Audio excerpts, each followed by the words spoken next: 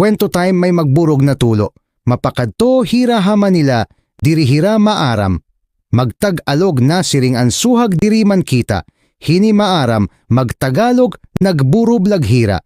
Natulo may nanatian ansuhag na Tagalog, kaming tatlo, tapos ani kaduha, nakabati na liwat walang pera. Pag ulinira ha, irabalay na siring hira, na duha na may ada na kami. Tagalog na siring ang pudo sige daw pabatiadaw na siring ang suhag kamig tatlo, ani kaduha walang pera, siring nira na duha ikaw nala, pudo waray pa amongani. Gawas dito magbiling ka, nabatian ni pudo mabutinga. Pag uli niya hayra balay, na siring hiya may ada na ako, mabuting sige makadto nakita ha Manila. Kwento time part 2, kumadto na hira. Ha Manila paghaw asnira, hansarak yan may nagpupurundok, may kumuruo na siring.